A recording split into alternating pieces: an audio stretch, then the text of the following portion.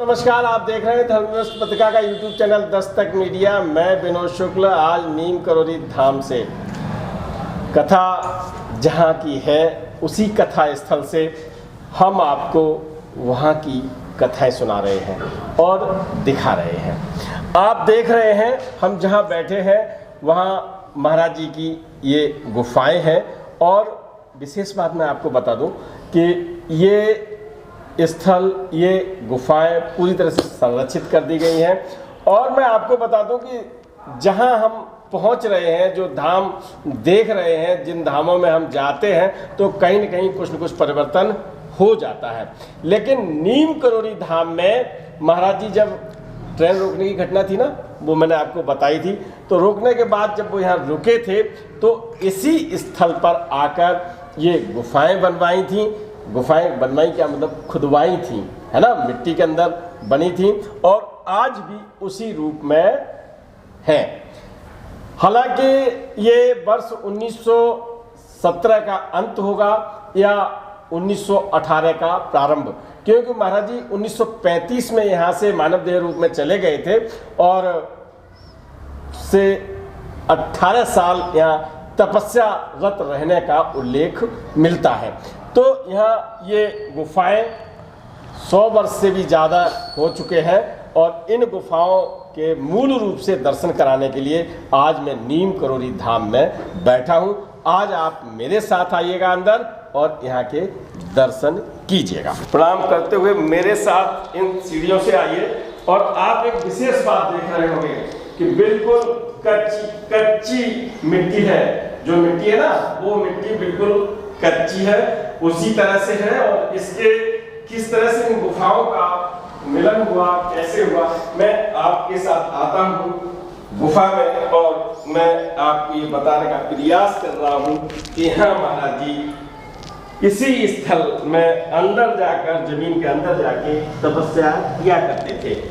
आज की तारीख में भी वो जो ये आपको दिखाई पड़ रहे हैं ना, छोटे छोटे से जो छेद टाइप आपको दिखाई पड़ रहे हैं, ये द्वार है और महाराज जी इन्हीं द्वारों से अंदर चले जाया करते थे।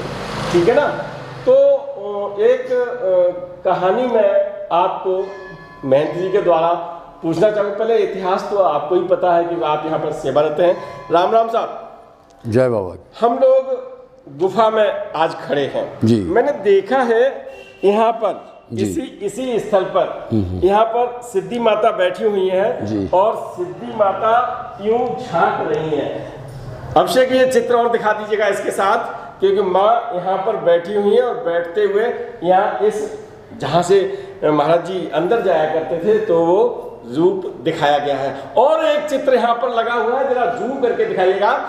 सच में ये चित्र वो है जो यहाँ पर उस समय का महाराज जी का स्वरूप था। ट्रेन रोकने की जो घटना हुई थी वो इसी चित्र, दोबारा जूम करके दिखा दो, ये गुफाओं में लगा हुआ है। जरूर दर्शन कीजिएगा।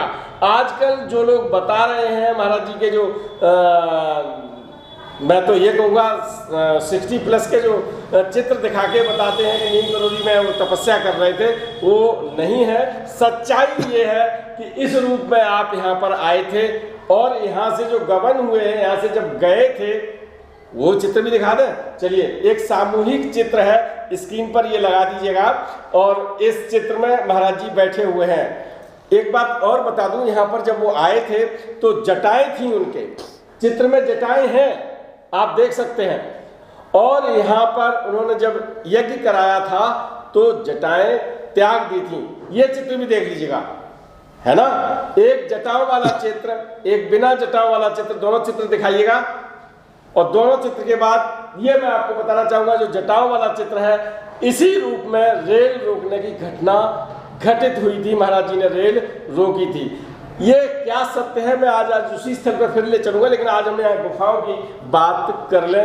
महंत जी, हम लोग जहाँ खड़े हैं, ये जो मैंने तो अपना बता दिया, मुझे जो मालूम था, आप बताएं क्या ये महाराज जी की क्या है। एक्चुअली में जो वहाँ से गुफा और ये सब एक ही थी। वहाँ से मतलब जो हाँ अभी दिखाया था। जी। वहाँ से दिखा दीजिए। जो हनुमान जी के नीचे जहाँ विग्रह है ना महाराज जी, जहाँ हनुमान जी बाबा विराजमान वो है, गुफा और ये वो गुफा दिखाइए। एक ही सुरंग थी ये पूरा। अच्छा, एक सुरंग इसी में आना जाना तप करना उनका रहता था जी। कई घंटों तक, मान लो दिन में 10-12 घंटा है तो अंदर ही अपना तपस्या करते थे, वो साधना करते थे। तो ये वो गुफा सब एक ही थी। यहाँ से अंदर यहाँ से और वहाँ तक अंदर, और यहाँ से गंगा जी भी स्नान करने चले जाते थे। गंगा यहाँ से उधर से उतरे और निकल गए, गंगा जी पहुँच गए, फिर आ गए, फिर यहाँ आ गए। कोई पता नहीं चलता था, दिखाई नहीं। वो हनुमान जी का ही रूप था उनका। पवन पुत्र हनुमान जी ही थे वो। पवन पुत्र हनुमान जी, उनके लिए कोई गति माने नहीं रखती, जी। भार माने नहीं रखता, वजन हल्का हो जाए, भारी हो जाए, बाल रूप में निकल जाते थे जी। तो यहाँ पर बड़ी तपस्या की कथाएं हैं। यहाँ जो है पूरा आज संरक्षित है। यहाँ पर ये इसकी मैं आपको बताऊं कि यहाँ पर भी ये बिल्कुल गुफाएं जो थी ना, वो बिल्कुल बंद हो गई थी, पता ही नहीं था। वर्ष 1900 कितने में आई थी, 73 के बाद महाराज जी जब चले गए तो सिद्धि माँ यहाँ आई थी और गुफाओं की खोज जारी की। पूरा रिसर्च किया गया, इंजीनियर साथ में लाकर, फिर वो इसमें जो है तवा वगैरह, चिमटे हैं, कुछ राखी मिली यहाँ पर। हाँ, तो वो बड़ी महत्वपूर्ण बात बताइए। आप सोच रहे होंगे कभी कभी मैं जो टीवी पत्रकार होते हैं, बस बिल्कुल उसी तरह मैं बात को लेकर उड़ जाता हूँ, लेकिन उड़ इसलिए जाता हूँ कि आप यहाँ पर प्रभारी हैं, सेवा कर रहे हैं, और आपके द्वारा जो बात होती है, मैं तो आपसे कहता ही रहता हूँ, आप जो कहते हैं वो बड़ी महत्वपूर्ण बात होती है।